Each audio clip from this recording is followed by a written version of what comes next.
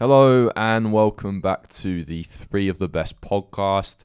Today we're joined by the ever-present Ethan Pearce, but also we are rejoined by willonunited, the United influencer, who we had on a few months ago when United were a bit of a different period as to where they are now. So that's obviously what we're going to be addressing in today's episode. So United, 3 wins in 3, quite a rarity for them on the whole, really. Obviously, United Strand will be hoping that can be extended to 2 more wins in the following weeks. 2-0 against City in the derby. Lost to Arsenal. They beat Arsenal 3-2. And very recently, they just beat Fulham 3-2. On Sunday or Saturday? I can't remember. It was Sunday, wasn't it? Right before City bottled it to Spurs. We're not going to talk about that today. So yeah, as I say, last time we spoke, it was in the midst of the Amorim era when fortunes weren't really yours at that time. What a turnaround it's been, Will. How are we feeling at the moment? I'm absolutely on top of the world, to be honest. 3 wins in a row. It's just great to see. It's nice actually being able to do videos on a high with United for a change instead of moaning about players, systems, managers. But no, we're all in a good space. It's a positive place to be at the minute, a United fan. Ethan, how would you assess United's recent form? Well, they've been a joy to watch, to be honest. I feel like their players are being allowed to play more freely in positions that they are actually. Who would have thought playing players in their actual positions it would work? Like Bruno Fernandes playing much higher up the pitch. He's having a lot more success now. And United, they've just been brilliant recently. Some good performances, scoring goals still. They're conceding, but they're scoring more than they're conceding, and that's all you can ask for. Yeah, much to my sadness as a City fan, I was watching that Fulham game on the weekend thinking, they've conceded an equaliser, it's going to happen again, they're back. But unfortunately, they're very much changed from the United I'm used to. Anyway, let's get into it then. What would you put these 3 wins down to at the moment? Obviously, Carrick has come in after Amorim was sacked. Is it that new manager bounce that is having this effect on these results? Yeah, I think it is. I think, like Ethan pointed out, I think you play players in the right position. It's almost as if Carrick's built a team for the players, whereas Amorim was building a system for him and trying to put those players in that system. Whereas under Michael Carrick, he knows the club, knows a few of the players, obviously actually managed them a few years ago as well. And just, play them in their right position, new manager bounce, new atmosphere, even things like in training, you do like new things in training. And I think the players have just responded to be honest. Do you think the fact that Carrick was a United player, and albeit they've had a few player managers in their staff before, obviously Solskjaer had a bit of a purple patch in his time. Who else was there? Was Ruud van Nistelrooy, albeit he was only there for like 3 games. He did well in those 3 games though. Do you think that's something that resonates with the players? If you've got someone as experienced and as a wealth of experience as Michael Carrick, who has been there in the good times, do you think that helps? Yeah, and I think it really helps the midfielders, actually. I think our midfield's absolutely been revolutionised since Michael Carrick's come in, and I think he's had that influence on it, especially Kobbie Mainoo. Like, you watch the way we play football in the midfield, it's like, under Amorim, it was always disconnected. You got the defence, midfield and attack. It was so hard to build up because the midfield was just lacking. But under Carrick, the midfielders just pick up the ball, get it out wide, play it into Bruno, and the team just looks much more better just because I think Carrick sorted the midfield out, and I think obviously him being an ex-midfielder I think that's the main reason it's been much better. Yeah, we're going to get onto players as a sort of singularity in a moment, because obviously you say midfield has been imperative for United over the course of many years. Just a wider question to both of you. Who do you look at in this United team, if you could pick it down to one person, one player, who is that player that has sort of set the standard for what United should be? I'll go with Ethan first. Right off the bat, it has to be Bruno Fernandes. Like, you see his passion in every game. Like, he's always just wanting to win. Like, 3 points is he doesn't settle for anything less than that.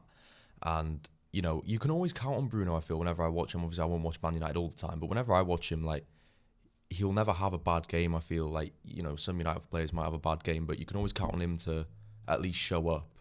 And I just feel like with him playing in his natural position, United can just feed the ball to him, play around him. He is the focal point of that team.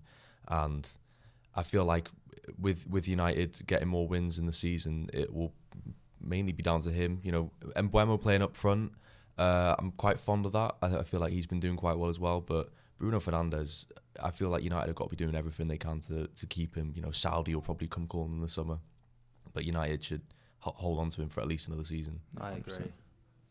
For me, if there's actually one player who I think that sets the standards every single week, and he's been phenomenal since he's come back in, is Lisandro Martinez. Especially towards the back end of the game against Fulham, he just kept smashing into players. He'd turn around to the crowd and just get them up, and the crowd would respond. I absolutely love Lisandro Martinez. I'm so glad he's back, and it was a worry him coming back if he'd get injured right away. He was injured for ages, and the fact that he put in that performance against Haaland, where Haaland didn't have a sniff, and you look at, he's a small guy, obviously, Lisandro Martinez, yet very physical. He doesn't let the big stature of Haaland phase him. Fair play to him. He had a brilliant game in that Manchester derby. It's his passing for me more than anything. His passing is unbelievable for a centre-back. He'll get the ball and he'll just smash it into Mainu or Bruno right to their feet, right on pinpoint. And Man United can turn from defence to attack so fast because of how good he is at passing. And I think he sets the standards every week. And if Bruno was to leave, I'd give him the captaincy, Lisandro Martinez. Yeah, I could back that. We're going to move on to those games that we have aforementioned, especially the derby. We'll start with the derby, as much as I don't want to. That game, I mean, I haven't seen a derby like that where City have been so dominated in a scale of 90 minutes for so long. And it's your first derby win since, I think, December 2024. And honestly, it was awful to watch from my part. But I swear it must have been the best thing, the spectacle, especially after, it being the first, sort of big game Caracas had to face, and just to have that and go straight into it like that is so impressive. Yeah, I think obviously I think whatever team you get a new manager in, there's always going to be a bounce, but I didn't expect it to be that good. I mean, United, I think we should have won about 4-0. I think 2-0 was actually... On another day that ends 4-0. I think it was flattening for Man City that it was only 2-0 in the end. But I think it was a mix of City, I don't think, turned up from minute one. They just looked flat. But I think the players just responded. The attackers had a free roll. I thought the defence was magnificent. And I'm sure it's a breath of fresh air because you remember last season's Manchester derby at Old Trafford. It ended 0-0 and there was absolutely nothing in that game. No passion really. It was a bit of a depleted game. So fast forward 1 year, United win that. What was the score again? 3-0? 2-0. 2-0. Yeah. United winning that, and I'm sure you're just so happy that there has been so much that's changed in the past year. Yeah, and to be honest, I think that win, it might sound weird, but I think, Man United brought in Steve Holland. He's a great defensive coach, and we had massive defensive errors leading up to that Man City game. And, I'm not surprised he came in, and the first game we kept a clean sheet, and I think he had a big influence on it.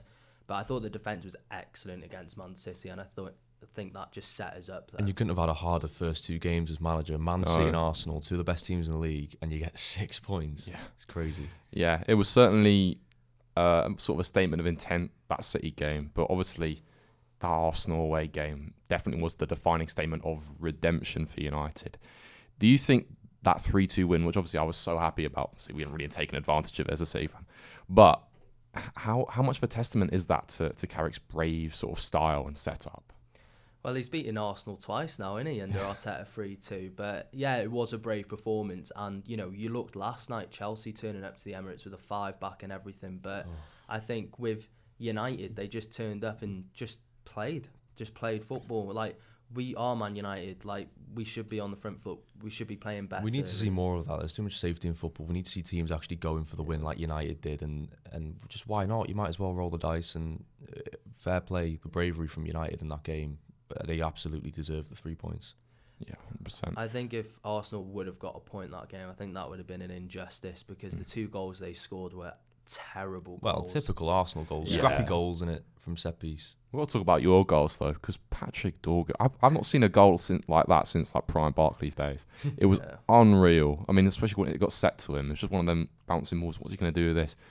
Right into the top corner. Wow, yeah, it's just beautiful. 2 long shot goals as well from Man United. It was I can't even remember the last time Man United scored many goals outside the box, and they just went for it. Like you said, prime Barkley's. It was actually so nice to just watch that. Players just shooting, being confident, going for it. And yeah, Patrick Dorgu's goal was unbelievable. I loved that. Cunha goal was great as well, but what I don't get is why the Arsenal defence haven't come to tackle him. Like, they've just stood off him, given him space to shoot. He had all the time in the world, Cunha, to pick out that bottom corner. And Arsenal, they're the creators of their own downfall there. Like, it's their own fault that game went 3-2. You can't allow that sort of attacking potency. Not against someone of Cunha's place. quality as well in that position. No, 100%. We're going to move on to that Fulham game that we just, had just seen. It was quite a spectacle to take in. Obviously, it was another great, entertaining game. But I always thought, I was saying we're at Hyde, and we're talking after the game. We commentate for Hyde United, both of us.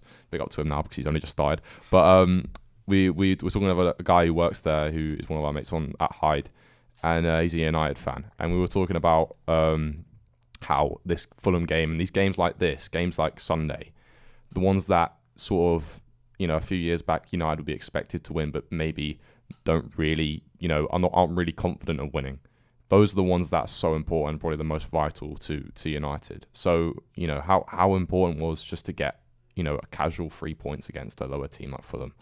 Well, I said this. I actually said I think that Fulham game will be Carrick's hardest test. I agree. Not his hardest game, but his hardest test, because against Man City and against Arsenal, we did kind of sit back and we counter-attacked. We did it amazingly. But, I mean, if any of us were manager, we would do that. You play against them, you are going to sit back and counter-attack. But we needed to be a bit more on the front foot and, take control of the game. And we did that up until, the penalty. Fulham scored. United were actually doing fine. We were on top. But we did that thing again where we just implode, like we did it under Amorim loads, where we just implode towards the end of the game and just, it would actually always end up a draw. But to see the players respond, they get it back to 2-2. United concede the same goal every single time, by the way. A cut in and just, it goes top corner every time. Most games that always happens to us. And I was like, bloody typical. But tell you what, some goal though, isn't it? Yeah, it was Kevin's like first goal as well. Yeah, like and Sesko as well. Sesko, fair play to him. That was a good finish, and that'll do him the world of good for his confidence, because he's not been starting, has he? No, so, not as much. But yeah, to go up the other end, because it reminded me under Ferguson where we would concede, but then do you know what? It's like, do you know what? You score, we'll score as well, and we just went up, and then it was his moment, Sesko. It was like, didn't even look up at the goal. Striker's instinct. That's the striker's instinct to know where the goal corner is. That's when you know you've got a quality striker on your hand. Yeah, let's talk about Sesko, because we were scheduled to do so anyway. Off the back of that Fulham game, it's one of those goals, I say, in Fulham, where it's a typical sort of out and out striker. You pick up the ball, he took a bit of a touch and then just buried it. Yeah. Like, that's the certainty you want from a striker, even though he's not been sort of starting recently. Do you think he's the man to lead the line for United for the next few years? But he's not really guaranteed to start as of late. What does he need to do to get that position? Well, he's actually on really good form at the minute. I think he's got like 5 goals in 6 games, something like that. He is actually on quite good form. And I mean, I always say he is an upgrade on Højlund, in my opinion, straight away. Of course he is. Yeah. But at the end of the day, you're at Manchester United. There is always going to be competition. I think we need competition in those positions. And I think Xerxes will leave in the summer anyway, so it could just be him fighting out with Mbeumo, Cunha, if United don't sign another striker. But I think he's good. I really like him. He's had a few games where he's not done as good, but I think he's a young striker coming into a new league. I think he's done very well this season, Sesko. And it's the right time to start kicking on with the new manager. Yeah, hopefully. And I think as well, there was a lot of pressure because he signed in with Cunha and Mbeumo, and both of them have been very, very good. So I think they've kind of like... Also, the pressure of just being Man United's number 9, like one of the biggest clubs in the world, there's a whole lot of pressure. So he's handled it amazingly for someone who has never played in the Prem before and is still a young player. Yeah, and that's a burden, and the whole expectation. That's such a burden being a United striker when they've had, not very many successes up top in recent years. You think of maybe Lukaku and Højlund and other players like that. Cavani's the only one I can think of. Cavani and Ronaldo have been only good strikers over the past few years. And Martial, but he was a bit hot and on and off. But yeah, he had a few good years.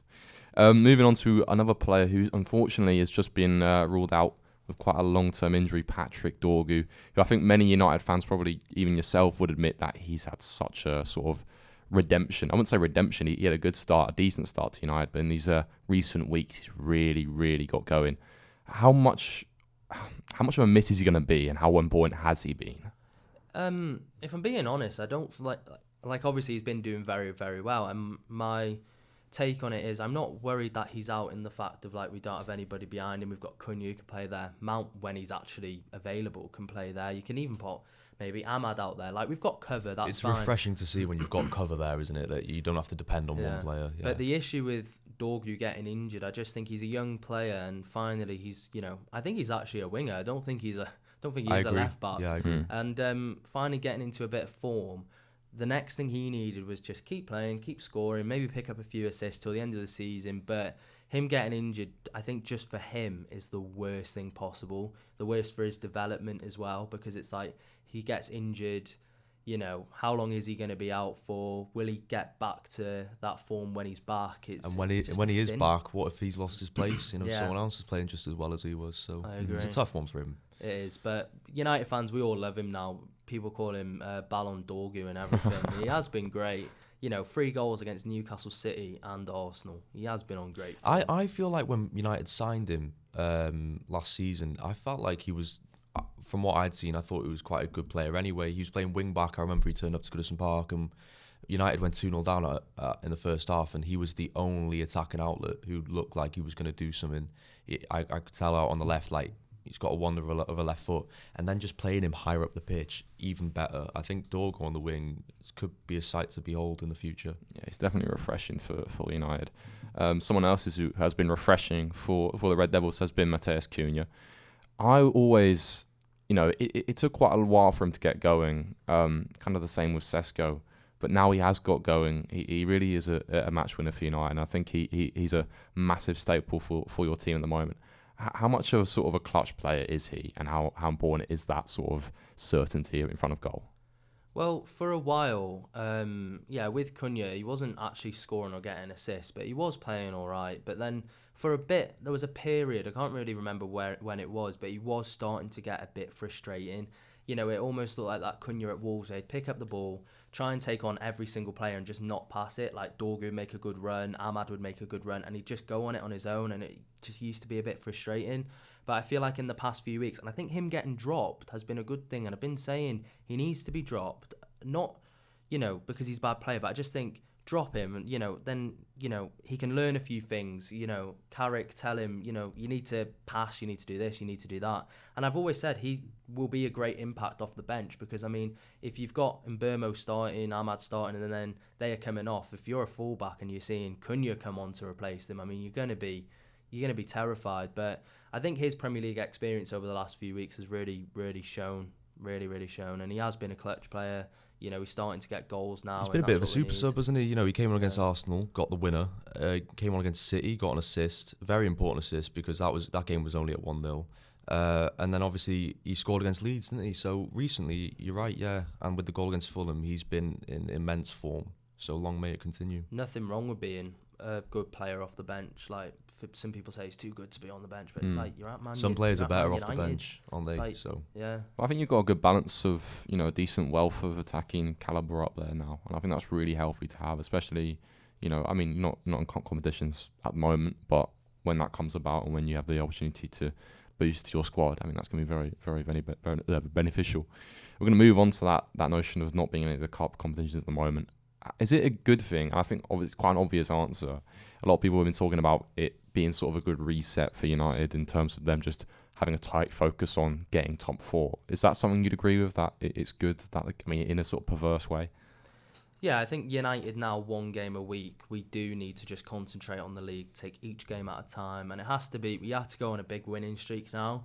But for me personally, it's just frustrating seeing Champions League on and cup games on, and I can't even bring myself to watch it, because I'm just like, the fact Manchester United on in this is actually a bit of a disgrace. But I think we will be in it next year, 100%. And I think top 5 will get Champions League, and I think United will get 5th. I've said 5th now, and I think that will get Champions League footballs. But I think, 1 game a week, we have to get Champions League now. There's no excuse. There is no excuse. Get it, be in the Champions League next season. Brings up opportunities to sign better quality players, because our midfield needs a massive rebuild, and I think getting Champions League football is a must to have a better squad next season. Because one of your best players this season, he's been in very good form recently, and he's had a bit of a career revival at Man United. Casemiro, he will be leaving in the summer, won't he?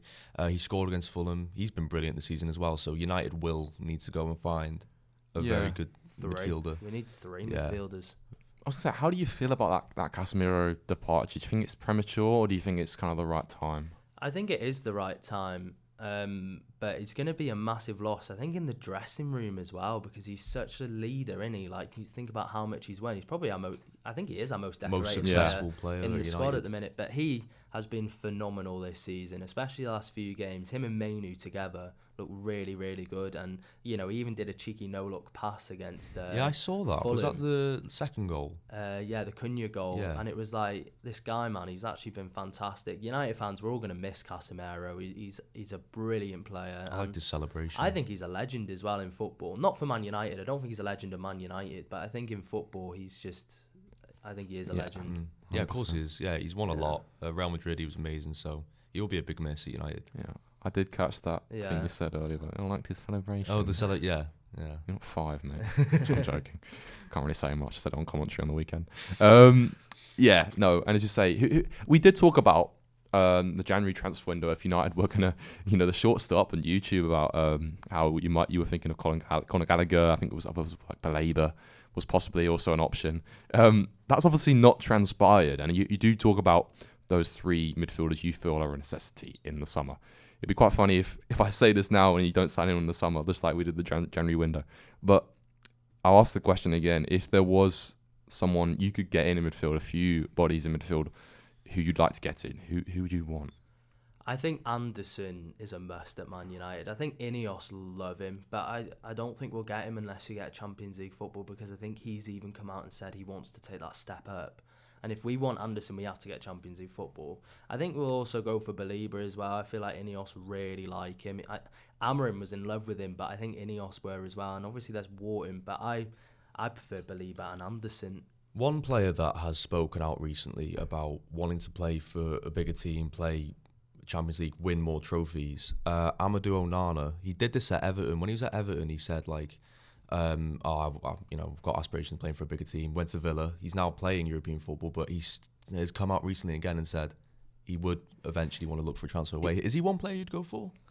I don't think Man United would sign him. I think he's not really... How old is he now? I think he's got like I would say he is. It's 23, weird. something like that. I feel like he's one of those players that you could go for. I think he's got that sort of presence he's got in the midfield. legs, yeah. Maybe, but like I said, I think they just love Anderson. I think they'll go for him, but they have to get Champions League. I think football. Anderson would be a very good signing.